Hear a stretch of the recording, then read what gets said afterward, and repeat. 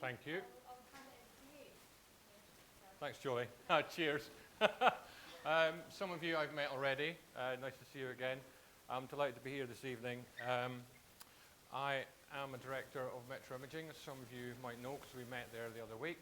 I'm also a practicing artist. I am represented by Black Box Projects in London, and I've been working in the industry for over 30 years as a printer, producer, curator, collector, etc., etc., etc. And I also run the Folio Friday sessions here once a month, which are very popular and I really enjoy doing. So what I talked to you this evening about is something that's quite a mystery to a lot of us. It's something that's not very well taught, I think, in education. As part of professional development, and there's a bit of smoke and mirrors involved, and it's quite a grey area when it comes to pricing. We're all quite sort of inclusive in all of that because we don't like talking about money. I've often worked abroad, and the first thing they talk about is the cost of things and the money and the value, etc., etc. But here we seem quite reserved, and it's the last thing we really want to talk about. Our industry as well is one that I feel very strongly about. It doesn't support emerging talent. It doesn't support young photographers enough. You're often asked to do internships, work for nothing, do work in kind, that kind of thing. It happens in all kinds of different businesses, but I think that we have to bring about a change in that mentality, and I think over time you can do it. So what I hope to do this evening is, like I say, demystify some of the issues around limited editions, the provenance of your work, which means the authentication of your work, and also the pricing of your services and your print sales. If you have any questions, feel free to interject. I will just keep talking at you, but if you want to ask a question and it's not clear, then I'm more than happy to stop and we can go into it in more detail. Otherwise, we can talk at the end. So don't feel that you can't ask me things. So we'll sort of break it down into different areas, 3 separate areas of the talk this evening. And the first one we'll look at is your work. So you're all image makers. You create, you print. How many of you would like to sell your work and make a living from photography? Almost all of you. You won't.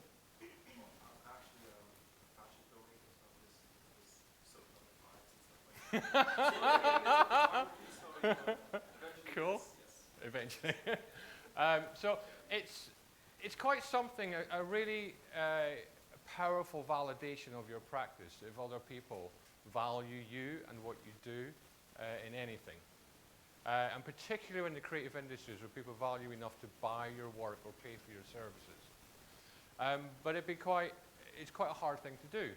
But you do produce work, and the likelihood is that you'd like to be able to sell it either independently, online, offline, through a gallery, through a shop, etc., etc., etc.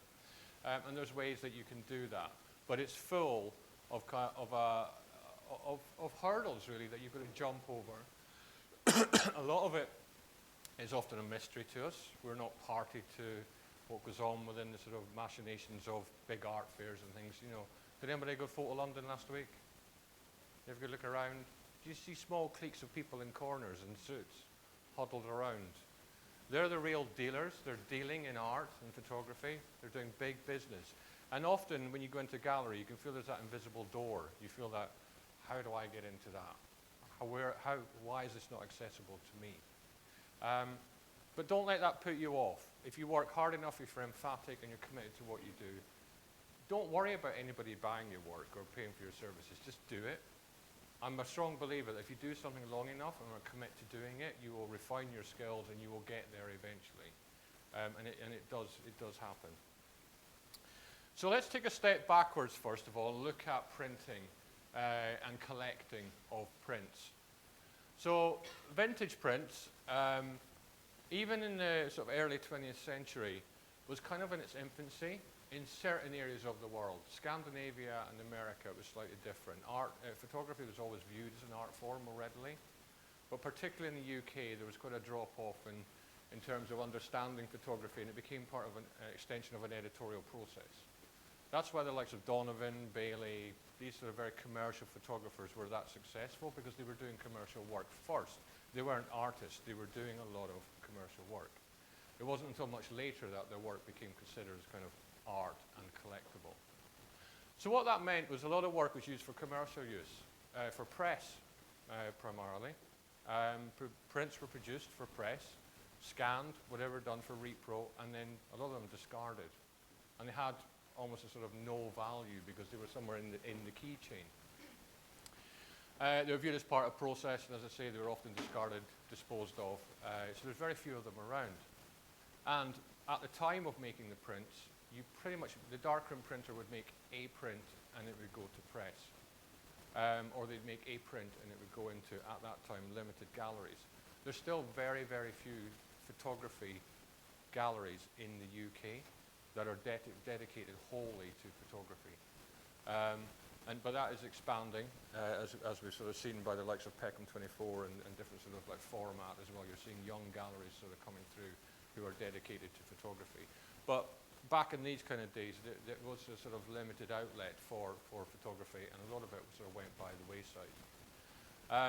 As there was few prints, they were low in numbers, and therefore quite unique, which makes them very, very desirable. Vintage prints are very collectible. Signed vintage prints or provenance stamped vintage prints even more so. But the downside of that is there's limited stock. So the stock that's available and in circulation for collectors is actually very low. You have world-renowned collectors who will pretty much focus on a photographer or a artist, and they will buy or collect and trade pretty much all of that work. So there's not a lot out there in the marketplace, and that's why you see in art fairs, a lot of these people, they're trading in this, what we call a secondary market. So they're sort of moving units around in these different sort of works of art, effectively, as they've now become in different ways. That's a picture of my mum. That's my picture of my auntie. That's the house my brother was born in. And it's quite collectible in my family because there's no negative, there's only a print. So we fight over this print. So we each get, I've got 4 siblings, we each get turns with it. So, you know, that's the house that they lived in up in the Highlands. But it shows you that even at that time when that was produced, they would only produce, they'd get 1 print done and that was it.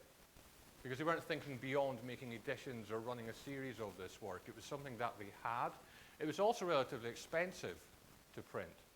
And it was also the fact that their printing methods were quite rudimentary, very darkroom-based, analog-based processes. And therefore, you know, there was a limitation to what people could do with the means that they had. And then we come to what we have now. This is the market you exist in, the contemporary art market. Photography is now recognized as a bona fide art form. It's widely collected. It resonates with people. It has its market, and it sort of generates, you know, its own income. It creates a huge amounts of income and wealth for GDP across, you know, all nations. So it's a big contributor to national industry and turnover. The market is established. We used to value photography as a sort of the sort of poor child of art. It was never really seen as a serious art form. It was always consigned as a sort of secondary level kind of thing. And for a lot of people, a hobby that people did, or very commercial. It was always very commercially biased. But now, you see this mix. There are no rules. There are no sort of set ways of working. So the established market is there. There is an appetite for collecting. We have young collectors groups here that come to Photographers Gallery. You have, in every major museum, you'll have patrons, you'll have collectors from a wide demographic of peoples who will come and they will share and enjoy and collect and have the ability to collect as well. Books are a big thing as well, photography books. I'm a real bibliophile. I love books. I love photography books. I love collecting books. So it's another access point to collecting too. And with this, sort of the idea of like printmaking and things like that has changed. So we've gone from this very analog, fixed, darkroom, litho-based sort of processes to where we've gone quite digital, online, accessible, and cheap. It's cheap to print now. It's really, really cheap to make a print.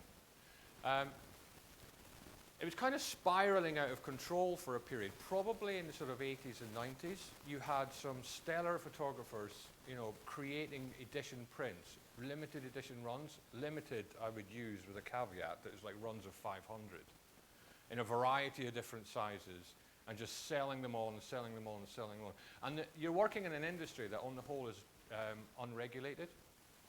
There are no rules, there are no restrictions, there is no sort of code of conduct, as it were. So it kind of went out of control. When I was printing in darkrooms, I was making runs of about 300, 400, 500 of one image to sell. And that was before even the internet came around. But these things would sell out. They were just running and running and running prints out. Because it was becoming accessible, it was becoming a way of actually getting involved in art at quite a low bench level in terms of your investment. And with that, they adopted a sort of printmaking method. So if you do an offset litho print or screen print, say, what you create is anybody heard of an AP, or an artist proof? So what you do is you create an artist proof.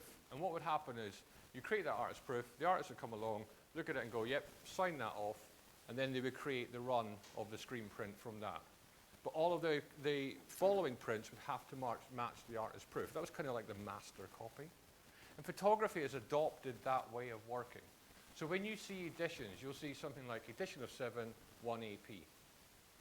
The AP is exactly the same as the other prints because it's on the whole mostly a digital process. There is no differentiation within them. But artists often hang on to the AP because that is often, to them, the start of the process of making work. And they'll have done all the testing. At Metro, people come in and they sit for hours and hours and hours looking at their files, checking them, testing them, working on different types of papers, that kind of thing. And once they sign it off, that becomes the equivalent AP. And then we have the edition run like that. Unlike screen printing in litho, you don't print all at once. You print on what we call on demand. So if you make a sale, you make a print. It's already, you've covered your cost in terms of production because you've sold it. Very few artists will actually go and make a run. We do have some artists that we work with, and they will create the whole edition in one go. And they will sign them all, box them all up, and off they go. Now, that's a lot of money. That's a big investment to do that, because what they're doing is they're effectively investing in their own work first before they've even sold it. And like in any good insurance or mortgage broker, the market can go down as well as up, so you have to be very careful in managing that investment. And so therefore the majority of people will create what we call on demand. What I'm trying to instill into you, there's a lot of vocabulary around what we do. And you'll hear a lot of this sort of stuff, and it's confusing. But be reassured that the market generally uses the same vocabulary. We use the same terminology as we go. So on-demand printing is a key thing with what you do. So whether you're printing online or offline in a lab, or you're printing it yourself, get used to doing that. Make a sale, make a print, on demand. Can I ask you, at what point do you decide how many editions you're going to make? Is that at the very beginning? I will come to that right after this. That is a really key point, because there's lots of confusion around that, and actually it can create you a whole heap of trouble in the long run if you do not manage it properly. I would actually say to the point of I just give up and don't do it, because it will create problems. I'll tell you why it will create problems. Part of that is also technology. So technology has improved massively. We can print at home. You can print online. Our lab, we print probably 30% of our work now from online orders. And it's so cheap to do compared to how we would have done it maybe 5, 10 years ago. So the technology has changed. You can WeTransfer files everywhere. You know, the sort of Photoshop has changed massively. So all your post-production tools that you can use has changed as well. Scanners have improved. So if you're shooting analog, you can scan to a high degree and make prints from that as well. So you are actually the best generation actually to be in photography. Because I, as an old fuddy-duddy, I never had that. I had a film camera, processing, darkroom, print. It's the kind of purest way of doing it, but it has its limitations as well. You have at your disposal a myriad of ways of creating work. Hundreds of different types of paper that you can print on. different ways of scanning, different ways of doing post-production, printing, framing, mount, all of that kind of thing has come on and matured to a huge degree. And it's fantastic, to see that now happen. The difficulty, though, is that that increases the risk of copying. So fraudulent use of images without credit. I have a website with pixel rights, and they're one of the few website developers for photographers where they build in an algorithm into every single image that goes on your website. So if somebody tries to take that image off the site, it gets reported, and they go after them. Because that's fraudulent. I know everybody does it. We all grab stuff offline, but you shouldn't. Because somebody who's producing that work is owed. They own that work. And that's the only reason I have agreed to have a website, is because they have that ability to do it. Because it flags up. And even if you try and screen grab it, you get a warning sign coming up. So there's a real, it's a sort of, the red light goes on and said, if you want to proceed, but, it's up to you. Global market. So, anecdotally, my company used to be very geographically based in London, and we had about 300 staff. It was very much about processing film. It was all about transaction. Come in with the film, get it processed, get a contact sheet, get in the darkroom, make a print, off it goes to whatever what it is. It was determined by a kind of physicality. You had to be in the place. Now, we've got 30 staff, and we are working all over the world, and that's because of technology. But that also has risks, because image theft, intellectual property, all these things are as prevalent now as they've ever been. So be very careful about how you copyright your work, what you post online, what you put on social media, and how you place it on social media as well is very important. So be very, very careful about what you're doing with your identity, and ultimately what you are producing as an artist.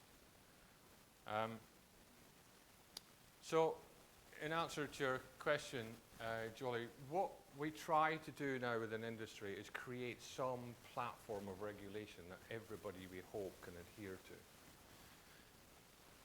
And it's called a declaration of intent. And what is accepted is that when you're creating a body of work, or a single work, is that you declare all of these things.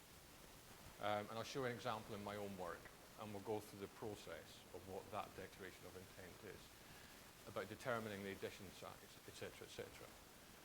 So declaration of intent includes the following: the title of the series and the number of images. So what is the body of work? What is the image? If it's a body of work, how many images are in that body of work? And maybe a listing of those images within the series. The media that you use in production, is it C-types, G-clays, black and white, silver gelatin, etc., etc., etc. The dimensions of the works. So, what size is it? The number in the edition. What size is the edition? How many are there? Will there be ever in existence? And how the work will be presented. Is it just only solely framed, printed, or will it be mounted, or will it be framed? What you're doing there is creating a reassurance that this is yours. This belongs to you. And that's my declaration. So if anything flags up with a potential collector or investor or anybody like that, they will see, okay, all right, it doesn't adhere to that. It says he printed it on G-clay prints. Why have I got a dodgy matte C-type? It's all that kind of thing. Oh, it says it's 20 by 24 inches, and I've got a 12 by 16. So people do fall through the net, and it does happen. But what this does is it creates a kind of precedence. It gives reassurance. It's also a way of actually speeding up your brain when you meet people, when you're networking, and you go and see people. Because a lot of the time they'll ask you these questions. So if you go and see a gallerist or a curator, they will go, how do you produce your work? What size is the work? How many's in that series? And you'll be able to go like that. Because you've already worked it out. You've done the homework. And it creates, it means that you're a professional. It means that you're thinking and planning ahead. When you make these declarations, don't think, right, okay, I've sold them. I've sold all of them in the edition. Woohoo, great. don't start printing them again. I've seen instances where I've seen duplicates that are originated from the artist. Many years ago, it's been a while since I've seen that kind of thing, but it has happened because they get a bit of a sniff of money and they think, right, okay, I'm just going to start printing them again. And more people will buy them. So please, have rigor and self-discipline. Don't do that. Take pride in what you do, but make that declaration and keep to it no matter what. If you sell out, great. It'll allow you to go out and do other stuff. But don't just keep reverting back and going back and forth and back and forth. And please don't change the size either and think that's good, because that'll satisfy people. I've seen people restart editions half an inch bigger. It's, you're not fooling anybody. It's the same thing. Don't do it. So, I created a body of work called Blackwater, and exhibited it and sold it, and et cetera, et cetera, et cetera. Everything was shot large format, color transparency, over a period of 2 years. Took a huge amount of effort. And by the end of the project, I was actually just like, can't wait till this is done. However, this is my Blackwater edition. So, Blackwater is the title of the work. There's 24 images in the series. They were archival matte C-type prints. People will ask me, oh, can I have it in gloss? Or can I have it as an inkjet? Don't be tempted. Just say no. The integrity is, it's a matte C-type. Okay? 3 dimensions. Some of the works, not all, are available. I have a box set of 2024s. So all 24 come as a 2024. Some of them, which I've made in my declaration of intent, will be at this size as well. And a few of them will also be available in that size. And that was very intentional, but I change depending on my projects. Not all my projects. Some artists will have that kind of rigor through whatever they do. Other projects I might just produce one print, a unique print for that body of work. Others I might have one size with a lengthier edition. It just depends on my process, really. Tell him you're not in.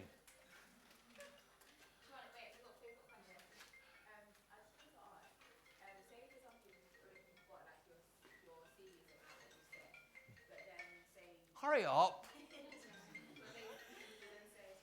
So start again. What? Say for example you've already got like your Editions all started.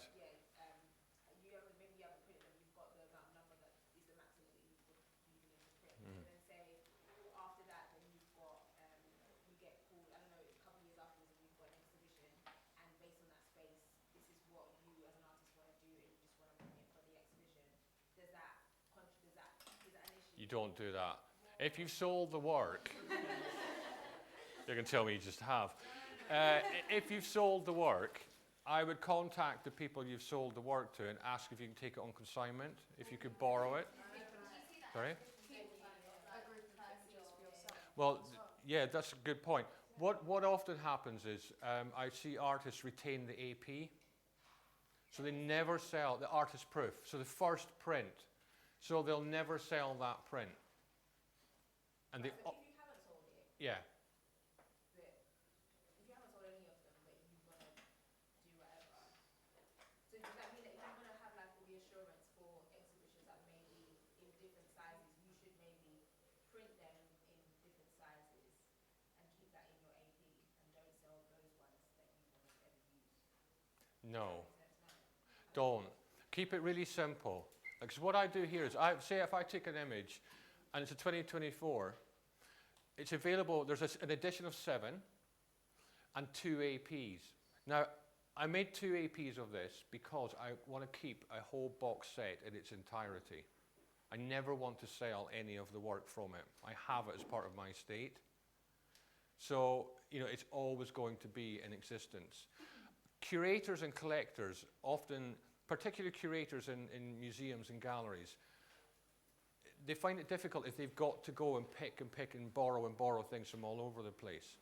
So what I tend to do with my work is that the smaller size as a box set, I will always keep in its entirety a full set of prints. I haven't printed them They're just available for me to print. That's the key thing. I haven't made the box set. But I'll sell the 7, and then that's it. I'll just keep. I'm not selling anymore at 2024. If you're asked to contribute to an exhibition, and they say, right, we need them this big, you just go, with the greatest respect, it's this size. That's it. Okay, I'm only just thinking, like, say if you, sorry, this is quite a whole thing, but say like if you've got 7, but there's some APs that are digital files and you haven't decided the size yet, and you haven't specified the size, so that you can print at any size. No, because in your declaration of intent, you need to declare that at the start.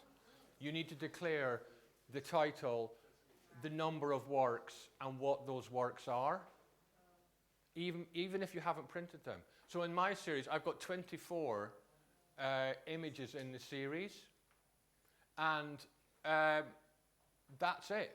I'm not adding to the series. I'm not taking away from the series. I've made that declaration. These are the images in this body of work that's been edited by myself and some other people. That's the body of work. So once that's done, you kind of lock yourself into it. But that creates discipline. It's a beautiful discipline to have, because what I often find is I work with a lot of artists who don't know when to stop. And it's like a painter overworking a painting. It kind of dies. So this creates a rigor.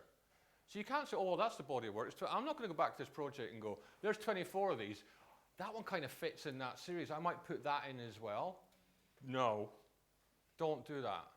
Sorry, can I just ask, you know this declaration of intent, where does that go?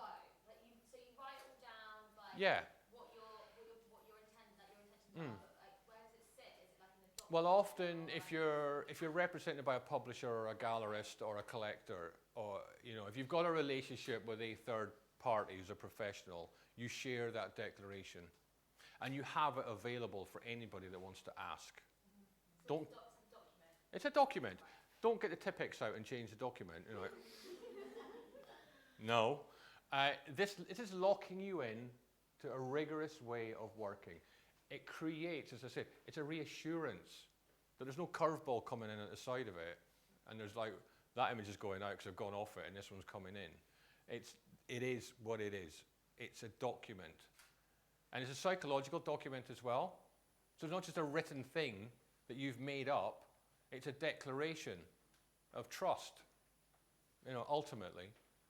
So I produce them in these sizes. In the 2024, I do 7 with 2 AP. That size, a 5 with 1 AP, and that. How did I come to this? I just made it up. That's that simple. You make it up. As I said earlier, there's no regulation. You just make it up. You could have 500. You could have 250. You could have 1. You could have 12, 9, your favorite number, 13, whatever it is. It doesn't matter. It's what it is that you make the statement. There's also trends. You think about the marketplace. 10, 15 years ago, photographers, artists were producing edition runs of 500. They'd never sell 500 in a month of Sundays, ever. However, they did. They go, this edition of 500. And they just chip away at it.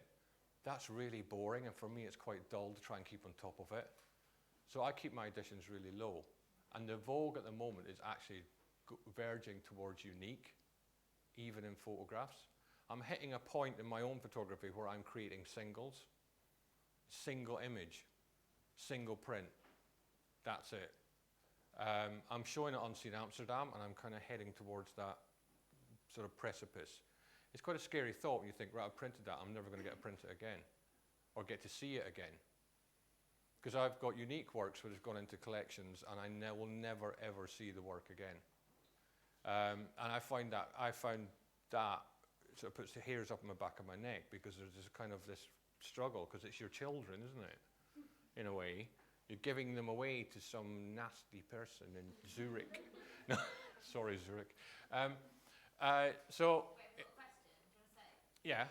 What about using them online? Same rules apply.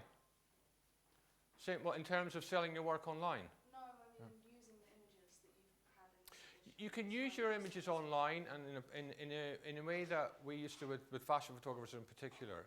You use them in your tear sheets for portfolios. That's a different usage. It's for a commercial sort of portfolio. Similarly with online, use your images online. If you're selling them for syndication, that's a different matter because you're getting paid a fee. I tend to separate my work out that I would do for syndication and commission from my sort of art practice. And that's not to be elite about it or to say, it's an easier way of managing it. Because what I tend to do in my art practice is me printing it. I'm part of that process and I'm making. Whereas if I syndicate work or you get commission work, it's generally used for a different means. It's for advertising or for syndication or something like that. That goes into a third party and out of my control, and ultimately they own it. So I sort of split it.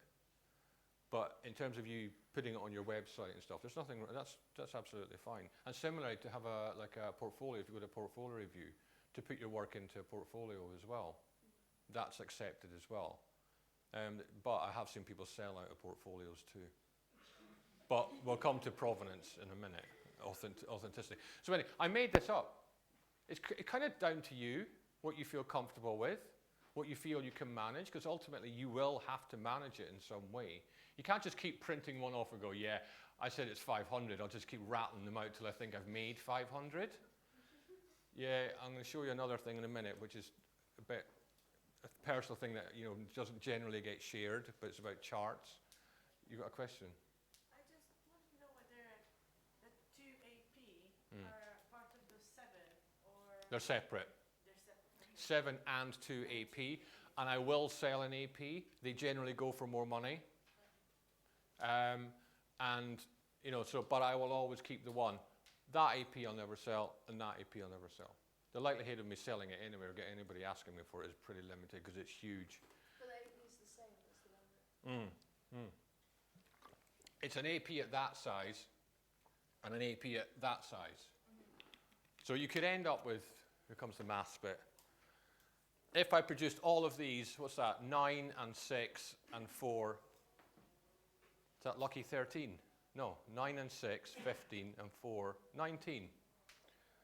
So in its entirety, a single image, I could sell, or I could produce 19 of them. Is that right? Yeah. I did have an education. It wasn't in maths. So yeah, that image, 19 times, effectively. At various sizes. At a variety of sizes. And 24 images times 19. That's a load of print. That's a lot of money. That's a load of money. Why would an AP sell for more than... They're more desirable because very few people get rid of them. No, very few people offer them. How do you spell the difference? Sorry? Like what would differentiate them? It's just signed AP. Oh, is it signed? Yeah. Okay. We'll come to signing in a minute. Yeah, it's just signed AP. Because what you have, 1 of 7, 2 of 7, 3 of 7. What you find as well, some people only buy number 2 of anything. Some people only buy number 14 of anything, so my luck's out. But yeah, people do have these weird habits. But it's just signed AP. I also declare how it will be presented. So it's a white box, wash white frame with the image to edge, white fillets and UV glazing. So if you want to buy it in a frame, that's how it will look. That allows curators, collectors, etc. to visualize it from the start. They know what they're going to get. And I always stick to that. Because some people say, well, I want it in a black frame, or I want it in a wood frame. And you have to be quite like, no, be respectful. That's how it is. So this is an edition chart. So with every body of work that I do, I create a spreadsheet, which I share with my gallery or with a collector. And what I have is, that's the picture you saw before. It's an approach vertical flyer. It's available in 3 sizes. It sort of runs off the page here because it goes to edition 7 and APs. I have the price. There you go. This one's available in 5 looks. There's a cut-off. This one's available in 3, so there's a cut-off. Yeah? And then this is available, and this is what's sold. Okay? So it's very simple. It's a kind of summarization. It's a way of staying on top of what you've got. Now, this is a good point. I'll show you this, because in terms of your edition, so if I have an edition, so let's look at this edition here. Often what will happen is, step outside of the AP, forget the AP exists. Some people sell all the prints at one price, so in this case 850 quid. Others choose to offer up maybe 1 to 3 at 850. Edition's starting to run out. 3 to 6 at maybe 1100. And maybe number 7 at 1200. I'm making the numbers up. So people use almost like a ready reckoner, like a sliding scale. So as the edition runs out, the price goes up. And if you want to buy it, you've got to invest in it. This is how the market operates. It's like a sharing experience. Who's trading? Who's up? Who's hitting the sort of collector's, sort of glass ceiling and pushing through it? It's all the idea of collectability and desirability and playing on people's vanity and all of those kind of things. And it's quite fun, I find. It's quite interesting, I think, when you see how people operate within business, like any business, and how they function. But I just to keep it very simple, it's all that.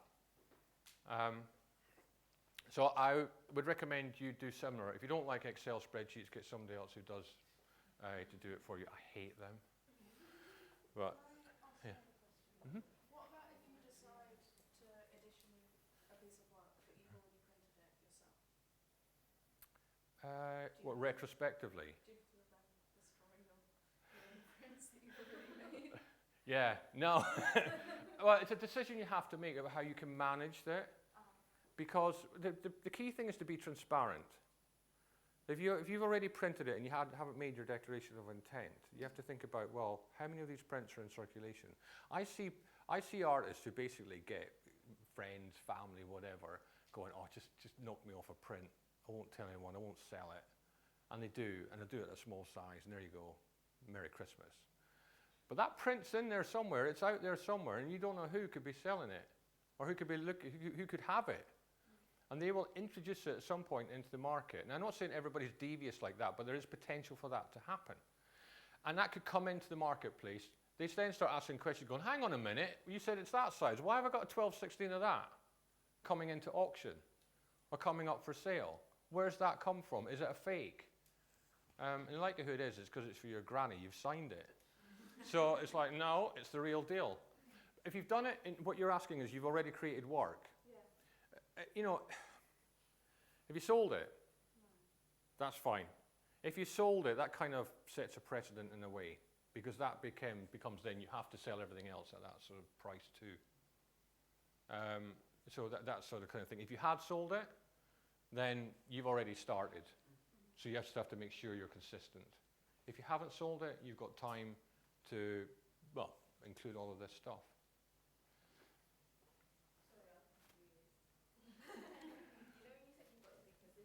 Yeah. But I thought you said that you can, as editions, if you want to put more editions continue, then you can increase the prices. So say you sold number 1. But you still declare. I mean, you can have a list price, if recommended retail price. You know, if I've got numbers 1 to 3 at 850 quid, I'm also declaring that numbers 4 to 6 are 1100 quid. I don't just leave that blank and then make it up. Yeah. If you have a print that you don't want to, that you think you might want to sell and you haven't sold it, then at that point then you create a declaration, which then you're consistent with. Yeah. Which we will come to in terms of how you value it and how you price it and how you price your services and how you weigh up value and worth, because that's the great big unknown, isn't it?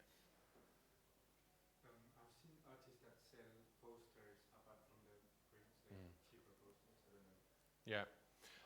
That's common as well, and also we get what's called book prints. So you might buy a copy of an artist's book, and maybe the first 50 copies has a print in it as well, or they might offer it up as an open edition. They're making a declaration about that. They're saying that this is what it is. They're not just sort of doing that and then throwing work into that. Posters are different. It's about a difference. Gillian Waring does it a lot. Wolfgang Tillmans does it a lot as well. He did it very much so with his, the Brexit campaign that he led. They created posters, T-shirts, etc., etc. They're collectible because they're produced by that artist. But it doesn't devalue or dilute the experience of his actual museum work or his print work. They're just a different thing. But as long as you're clear on it, it's absolutely fine. I think the thing is about transparency and being honest about what you've got and what you're doing with it and what you're offering. As in any business, it should be. Now, if there are questions about all that sort of editioning and things, you can ask. You can email me, or I can share this document afterwards, and you can sort of pick holes in it or do whatever you want with it. But it is a bit. The thing is that when you've got no rules and no regulation, it can be very, very sort of off-putting in a way, and confusing, and also the vocabulary that is often in use can sort of perpetuate that confusion too. The thing to remember is just, as I say, be transparent, be honest, be open about what it is you're doing, what you hope to achieve, and what it is you've got to offer. And then that way, it gives you a better chance and it allows you to enter into sort of professional dialogue with people about what you've got with your work. I'll come to how I price my work in a bit, but I want to talk to you a bit about fraud and provenance. So, way back when, people used to sign their prints with things like this, and then they also signing things like this, and then using a little stamp. That became quite a cool thing to do. You get your name on it, or your gallery, or whatever, and then you initial it. You see a lot of press prints in particular. If you get a chance, get over to Getty. The Getty Archive is a very open door policy. Oh yeah, you need to speak to Mel. She'll show you'll show prints in the print room, and I always like looking on the back of them because there's a huge amount of history on the back of prints in terms of what they were for, who it's of, signed by the photographer, etc., etc., etc. So it's often signed, stamped, etc., all that kind of thing. What it's doing is creating an authentication. Previously in press, a lot of these stamps and things were used because it's getting it on somebody's desk, stamped, and off my desk and somebody else's problem. And that was often the case. It's basically a sort of part of a process, whereas now it's actually used as a sort of way to identify and authenticate an artwork. Be careful what you sign with as well, because ink fades. Pencil can also scratch. So be selective in what you sign with. We often see people coming in and they'll sign with these with a kind of Staedtler pen or something, and they'll have like 10 prints, and they'll sign each one of them, stack them up, and then they're all stuck together. So be careful when you're signing stuff, because that is it, ruined after that. What's a good pen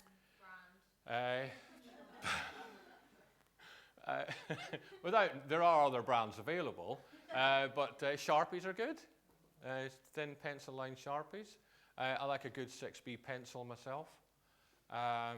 So, I think be aware of what you're signing with, I think, and understanding that, particularly biro and stuff like that, does fade over time. Some people sign the print on the front. That's called recto. So when you see a print and it's got it written on the front, some sign on the back, called verso. Now what happens there is often prints are getting mounted, so it kind of defeats the purpose of signing on the back of it because it's going to get obscured. So I have some artists, they then come and sign the mount material after it's done. With Guy Bourdin, we have a little cutout on the back of the window mount, and there's a little stamp and a little sign thing that goes on the back, so it can be seen even through the back of the frame. So there's different ways of authenticating it. So when you're creating your work, and it goes back to your declaration of intent, the way that you present the work if it's framed, you'll be able to say, signed recto, signed verso, signed on mount, etc., etc., etc. Again, it's creating that kind of discipline and you thinking about how the work should be presented. So yeah, some people have custom ink stamps. Some people go to the extent of getting these. So this is an embossing tool. So you can get your little stamp made. It costs about 25 quid. And then you can just stamp away on your prints as you go.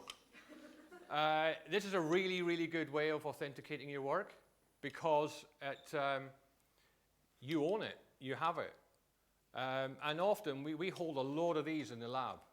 So we have racks of them. So when the prints are coming through, like that, hopefully, Nice little touch as well. It's very visible. It creates a kind of nice presentation. Some people print in the border. Some people actually emboss on the actual image, which I find really not good. Yeah, there's a variety of different ways of doing it. At Metro, we have produced a lab label. So this is signed by us and a representative of the artist or the gallery. And that would go in with the print if required. Now you can lose that. And likewise, we get them supplied to us by clients. So we stock them, we hold them, and we make a print. But again, you can lose that. What I do is I sign my work. I then produce a label, 2 labels actually. One that goes with the print that could get lost, and another which goes on the mounted or framed work. And what I do is I sign this as well, and I also put on my ink my thumbprint on it too, because then it's authenticated as mine. But that label can peel off, and you can lose the other one. So now, what's cleverly been invented by some friends of mine is synthetic DNA.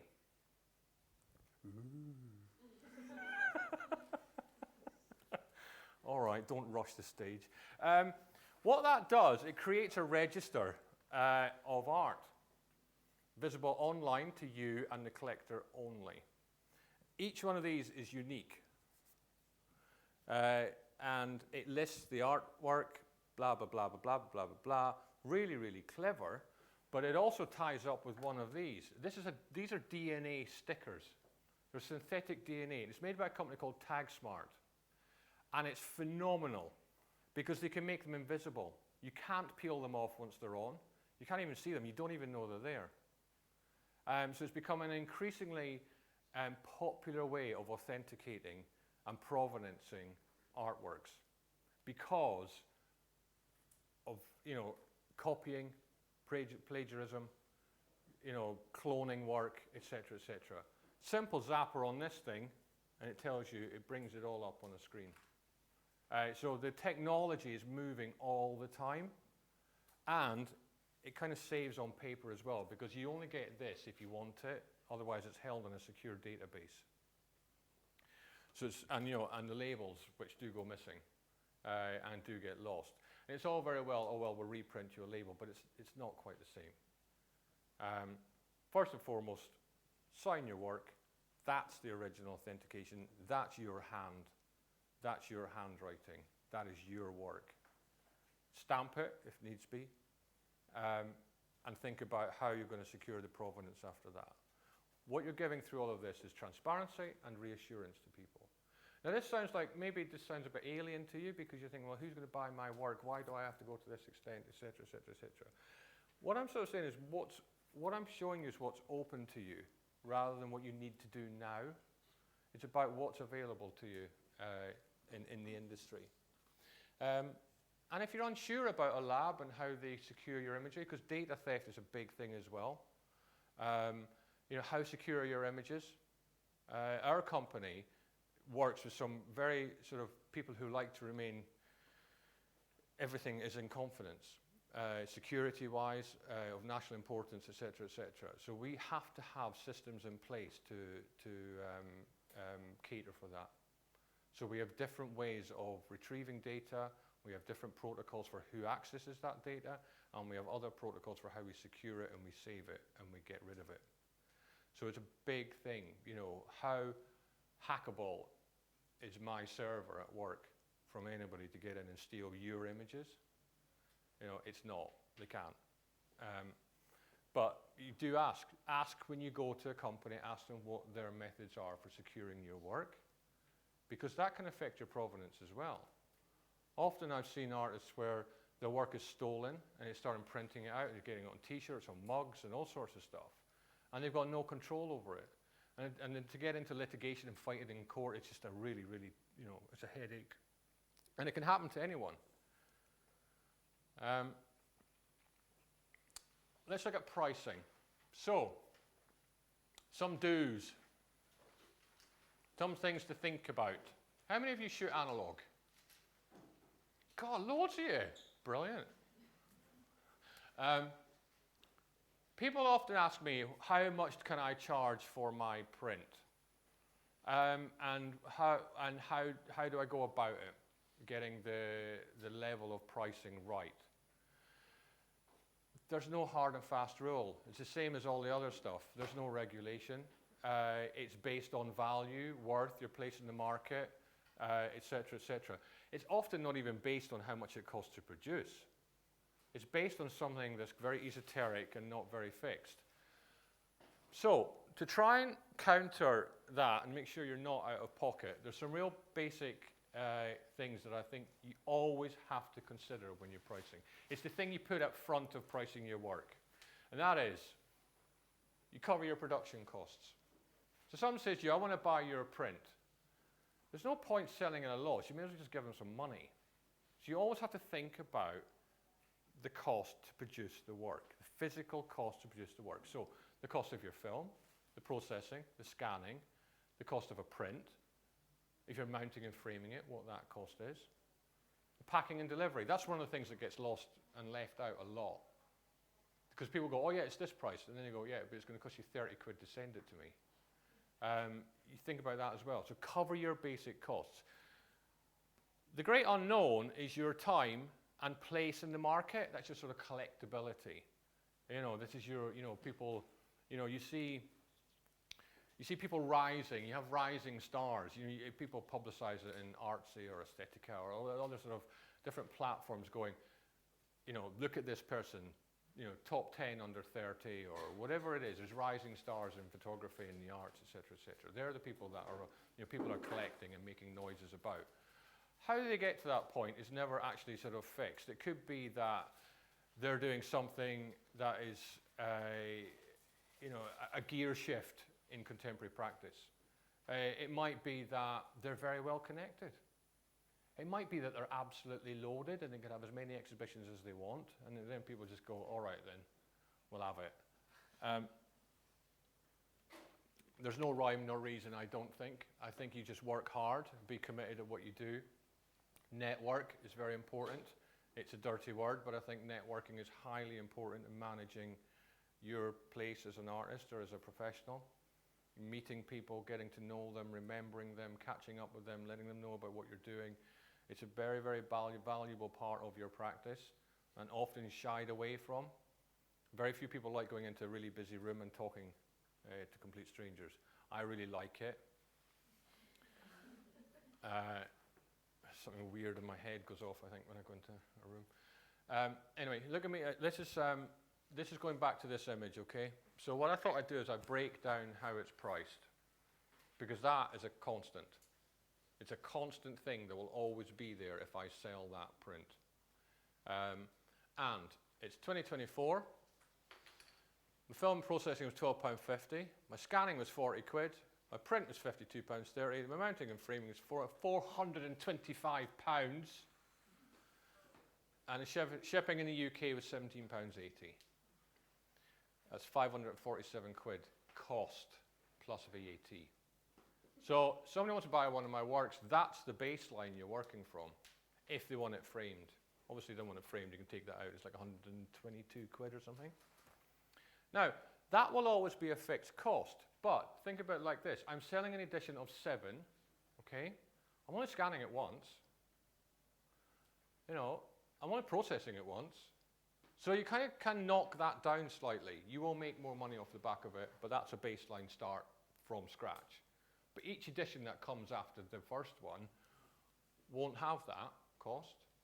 So you're kind of on a roll, you're kind of on the make now.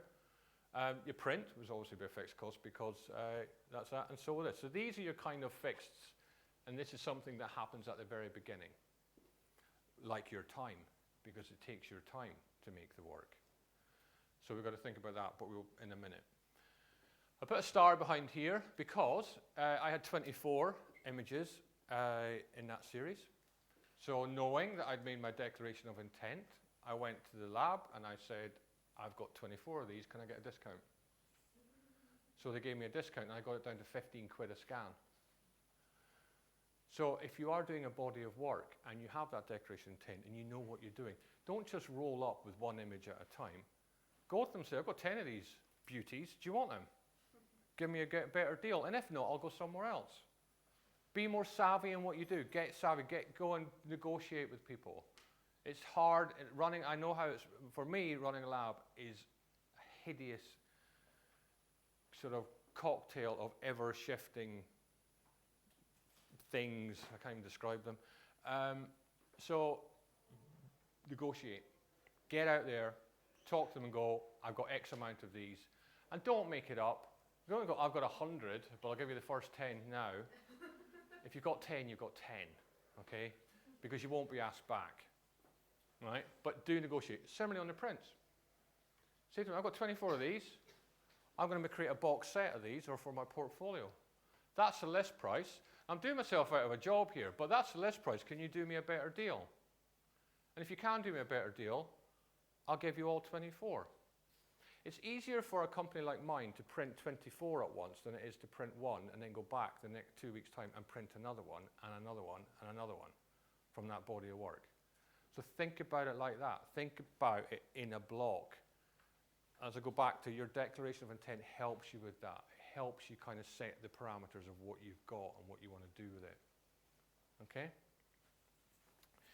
So the £547.60 is my baseline for the first shot. And it can decrease depending on what you can negotiate, etc. So if I was to go to production costs, my retail price for this framed artwork is, ta-da!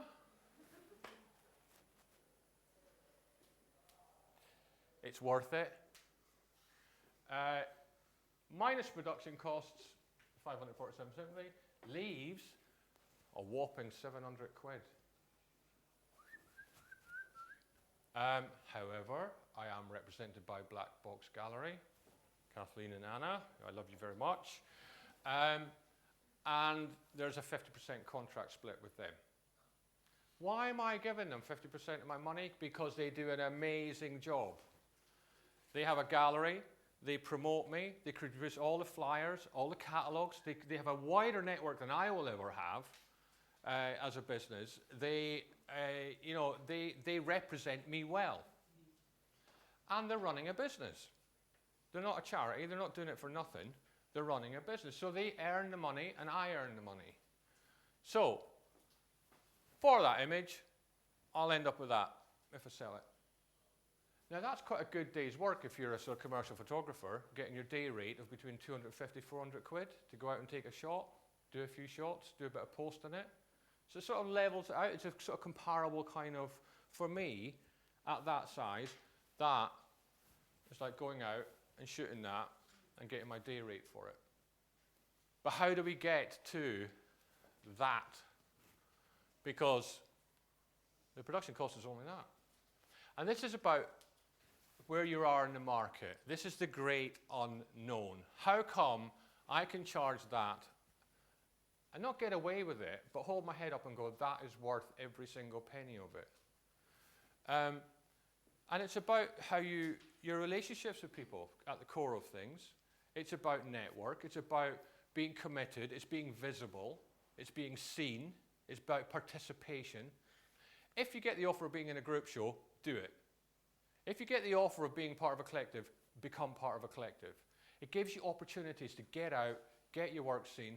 We're doing a show at Truman Brewery. That is going to be a brilliant opportunity to drag a whole heap of industry people in and go, look at mine, look at this, and take note. Because when you get, it's like a sort of traction. You get one or two people buying into you, they want to collect your work. There's a kind of sort of filtering and a sort of exponential effect happens.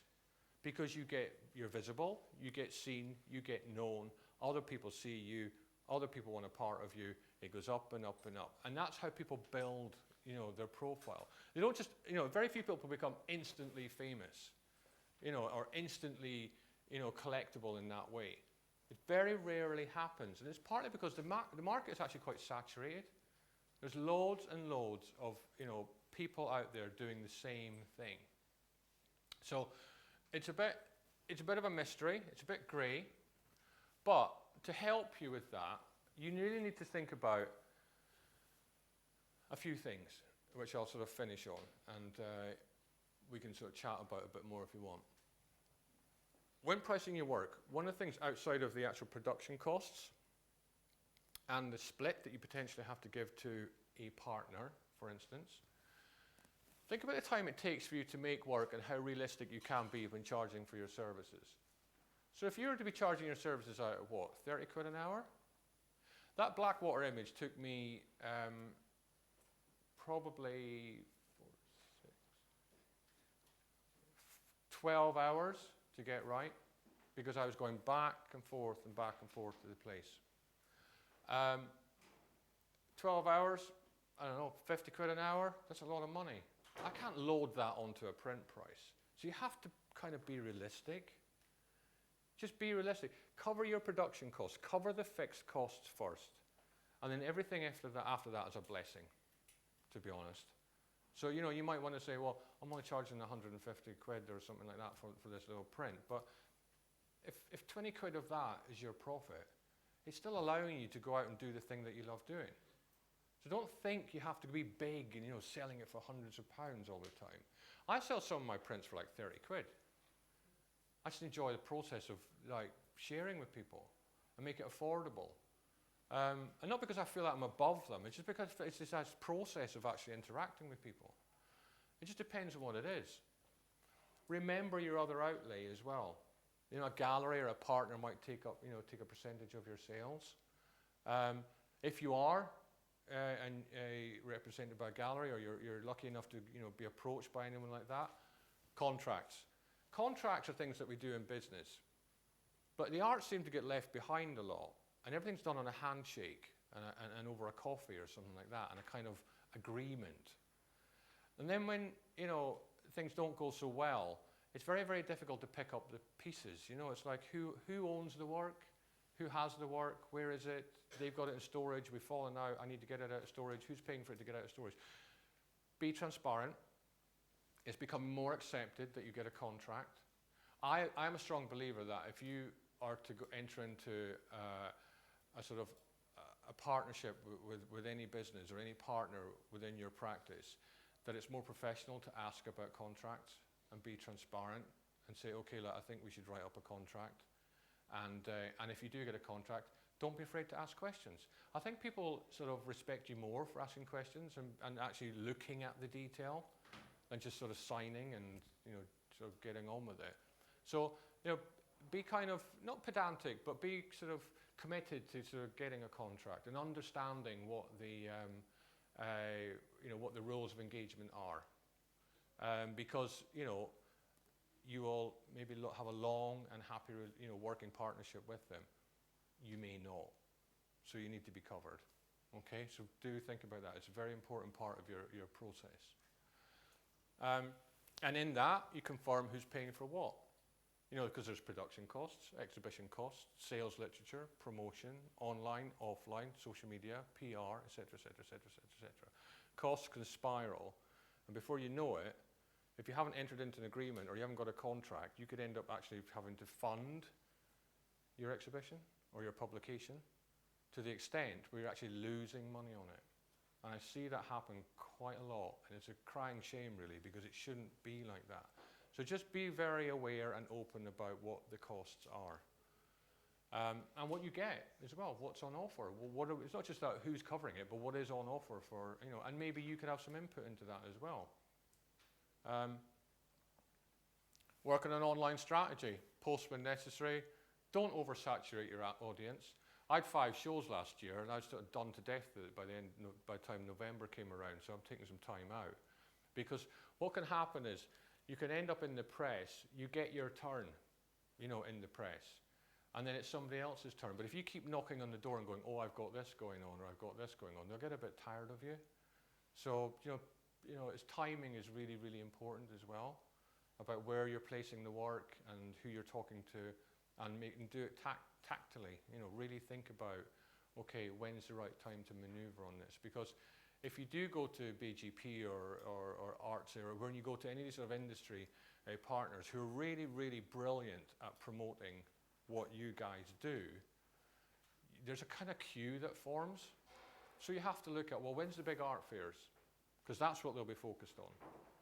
When's the lean period? When is the sort of the degree shows coming up? When's the focus on free range? When's the focus on this, that, and the other? So look at the sort of the seasonal marketplace, and when's a good time to promote your work? When's a good time to produce work? And when's a good time to actually get it out there and share it with people? And it's a very, it's a valid point in what you're doing. I touched on this before. Never give your work away. Like I say, you never know where it's going to end up. Even if people are going, oh, please, please, can I have it for the birthday present? No. And that's not you being nasty. It's kind of, think of yourself as a business. You're providing a service, you're doing a business. And, somebody, if I went into Tesco's and asked for some stuff for free, they wouldn't give it to me. I'm going to steal it. They wouldn't give it to me. So think of it like that. Be polite, and if it needs to be explained, but don't just keep shoving your stuff out there. I see stuff popping up all over the place that really shouldn't be out in the marketplace. Yeah, I mean, people doing the exhibition, are you guys all thinking of selling? Yes. Or just not or Yes. all the postcards. Postcards. What about the postcards? What's the situation with that? Selling postcards. I mean, yeah, that's not too much editions. No, but you can sell like a limited edition wrap of postcards, and you sign them. But again, you define how many you're available to sell. It's not just getting down there and just printing them off and just rattling out as many as you can. You kind of go, right, I've got 20, there's 5 cards in a little set, and I'm selling 20 of them, and they're 18 quid each. Would you have to write that up? Have you not been listening?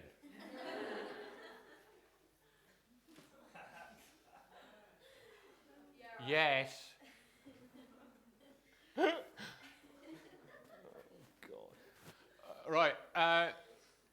Cover your costs, and these are magic words: value and worth. Oh, sorry. No, that's fine. I was wondering, I'm at a university actually studying photography, and we were taught to have sort of handout, which you can give to people Mm-hmm. to remember you by through your work Yeah. actually. But that is something you give away for free. How do you keep track of that, and how do you do that? Do you have tips or anything on that? I've seen newspapers made, and they're very good, but you can number them, and you can sell them, or you can give them away for free. It leads very nicely, thank you, assistant, into value or worth. Yeah. So, value. Would it be worth you doing that, giving them away for free? Why? Because it might have value, because somebody might pick it up and go, I remember that guy. I'm going to go and check him out. Does it have value to price it up? People might not buy them. They might think that, okay, why am I buying a cheap postcard or a newspaper? But I might want it for free. So it might not be of value to charge for it. It might be more valuable and worth it to give it away. You have to measure up in everything you do. Everywhere you go, particularly when you're starting out, you have to measure, when you meet people, is it worth me entering into this agreement? I put a young guy off having an exhibition in Europe last week because it just smelt a rat. He thought it was worth it, and it wasn't. Honestly, it wasn't. They would just do him over. So you have to measure the worth of something. When you go, even like when you're doing a commission, if you're doing a commercial shoot, so if you're working in editorial, fashion, advertising, you have to look at worth. You might think, oh, well, I'll do this job, because they'll try and get you down in price potentially, and say, right, I will do this job at a reduced fee, because the value is, I'm going to meet an art director, a client, a stylist, hair, makeup, designer, whatever, through that shoot. So it's worth me doing it, because the trade-off is I've got a potential there to network, build my network. So you have to weigh up the balances all the time. Similarly, if you're going to a gallery and they go, right, okay, we'll give you a solo show, but you've got to cover the production costs. We're not doing that. You are. You then think, well, is it actually worth me doing that? Is that acceptable? Can I take that risk based on them saying, we will sell everything that you've got? So you will be presented with this question the whole time. And it doesn't stop, it keeps on going. What is the value in doing and undertaking something, and is it worth it? Or what is, and what's it worth? And it's not just monetary terms. Now that comes into this idea of how you price your services. So you have your basic production cost, and then you have the bit where you hope actually adds value to your work. Often people price their art too low. More often price it too high and it doesn't sell. But not quite as much, but it does happen, people price their work too low. Because then it doesn't become desirable, it doesn't become collectible. The perception is that actually if it's got more value, then actually this is quite a tasty little thing. So don't be afraid to sort of, weigh up where to place yourself in it. But be conservative in what you're doing. Don't just go, right, it's £1,000 without being able to justify why it's £1,000. And also, if you price yourself too high, people don't like when you start discounting your work back. The sort of psychology of it is that, well, nobody's buying it, so it's not worth anything. So that's the danger. You kind of tip yourself over the precipice rather than be pushed over it. So you have to be very, very careful in how you price yourself. But evaluate, okay, where can I realistically place my work? And look at your peers. Look at your peers as well. Look at who's showing in contemporary galleries that were within your peer group and how their work is being priced as well. And who's selling, more importantly. So you'll all know where your contemporaries are. Look at where they're exhibiting, where they're being published, what commissions they're kind of doing, and find out. There's great online platforms like Artsy and things like that where you can get a register of artists. You can find out what their work is being valued at, and place yourself within that market. And don't run. Just take your time with it. Don't sort of feel that you have to go headlong into it. Take your time, slow process. It's a kind of, it's an incremental thing. It doesn't sort of just happen overnight. When I first started making prints and selling them, I was selling them for about £160 for a 12 by 16. And that was included taking the production cost out of that. So I probably was ending up with about £25 a print. So it's not a huge amount of money, but it's not about money. I don't think it actually should be about the money either. If you're doing this to make money, then I think you should just go. It's not. I think it's about engagement. It's about people. It's about being a part of something. And it's a feel-good. The dopamine and the endorphins that you will get from selling your work will be huge because there's a validation in that. It feels really good to be able to participate. And the thought of somebody else owning your work and them enjoying it and having it is extraordinary. I met a young guy, I think it was here, I can't remember where it was, and he wasn't a young guy, he was like in his mid-30s, didn't even know him. He came up to me and said, I've got one of your prints, and I was like, right, okay. And he said, yeah, I purchased it and through Hospital Rooms, which is a charity which I'm involved in. And he said, I have it at my front door, and me and my wife, we look at it every morning, and it just makes us smile, and we just go off to work. And I thought it was really, really, and he was really genuinely quite, and I didn't expect it. It was out of nowhere. And that is the best thing that he did. I just like that, made me feel, right, okay, that's doing something. And it was, I think they paid something like £35 for this print. But he said that's what it does. So, to be able to participate is a fantastic opportunity. For those of you that are taking part in the Truman Brewery exhibition, do sell your work. Do provide pricing for what your sales. Think about your pricing. Think about, we're going to go through production costs and all that kind of stuff. But it's an enjoyable experience. There's worse things you could be doing. Remember that? Yeah. When we're installing. Yes. And fighting over the drill and who's got what space. avoid discounting your work. As I sort of touched on, it could devalue you over the long term. Because like I say, if you price too high and then you've got to come down, the word gets out and it can be quite difficult. Now, I hope you aren't coming here to tell me, go, right, you've got that work and price it at that amount of money. It doesn't kind of work like that. I'm trying to more sort of make you think about what you're doing and the value of what you're doing. And that will help you with your declaration of intent, setting the parameters of what you're doing with your practice. I hope will then make it clearer of what you should be charging for what you do. Because it's about the actual fixed cost, but also you as a commodity and what you can do as well. So I don't have the sort of golden egg that we could crack open and go, that's how much you should charge. It doesn't work like that. Because like I say, prices go up and down. I see artist profiles go up and down. They yo-yo around. There's like a big sine wave. Some people very rarely are on that trajectory that goes through the roof. It doesn't generally always work like that. It can slide and it can go up and it can slide. And some people just remove themselves from the market. They stop producing. They feel they need to take time out because it can often feel like a bit of a treadmill. You're sort of running all the time. So they need to take time out and they just go quiet. And that's fine as well. So don't feel you have to keep making and selling and networking and all that kind of stuff. It doesn't work like that. In your experience, how have you felt like the market change, specifically for you to change your prices? I think scale's got a lot to do with it. What people are, the products effectively that people are buying changes.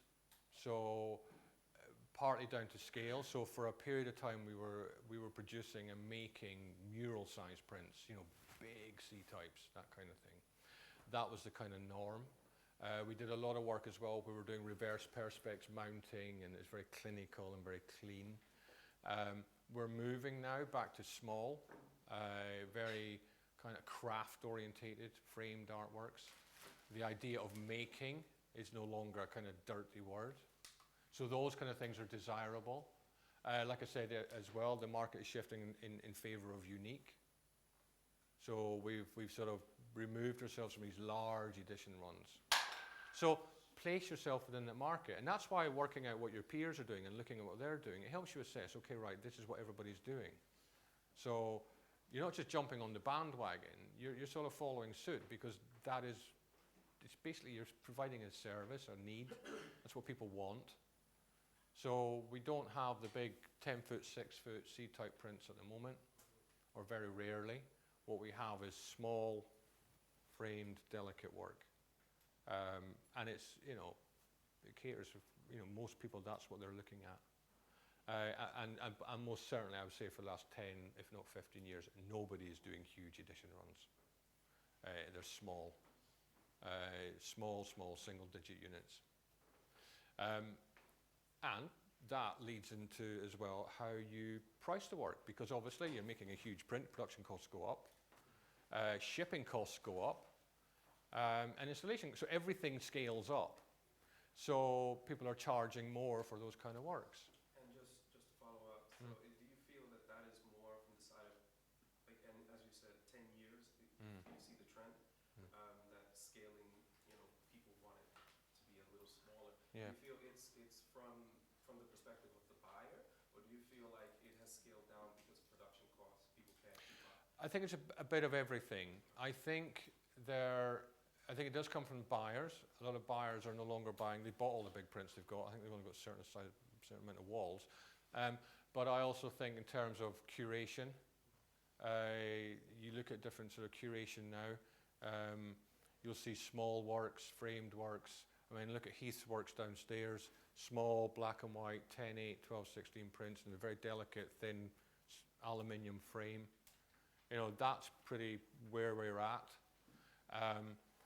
But it's also by artists as well. I think there's an affinity with artists back now to craft. We kind of got over ourselves with digital. It is established. It's a huge part of what we do now, but also analog, not coming through as a kind of trendy thing as an antidote to digital, but in terms of it's coming, I wouldn't say back, it's always been there, but it's being utilised, I would say, more. There are more, rental darkrooms in London than there's ever been before. So it's accessible. It's about accessibility too. It's about information.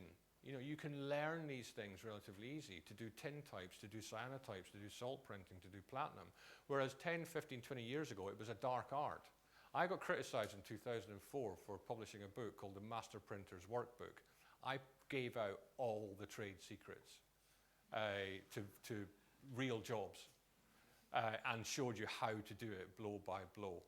And I got completely blacklisted by my peers because they were like, you just spoiled the magic. It's only magic for them. It's not magic for anybody else. And education, I feel, and knowledge isn't exclusive. So I just thought, and I wasn't trying to do anything to disrupt. I was doing it because I wanted it to share with other people.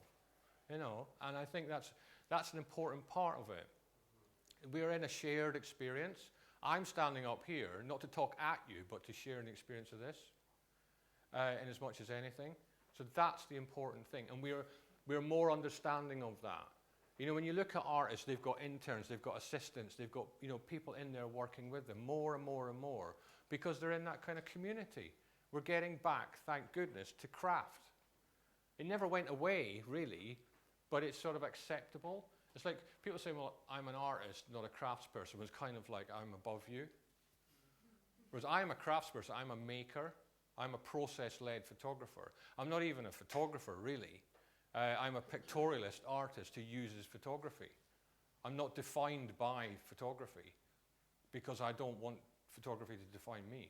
So we're using different ways of doing it. And we're going a bit off-piste with this, but what I say is that look at where you are within your industry, price yourself accordingly, but cover your costs. Make sure you're getting paid for what you do, or you're covering costs for what you're making. Very, very simple. And find ways. You don't have to get the most expensive thing. Find ways of getting it done. At the end of the day, it's the end result that counts. And have the confidence. And going right back to the beginning, that declaration of intent will help you and support you in how you categorize or define what it is you're doing. I'm going to shut up now. Thank you.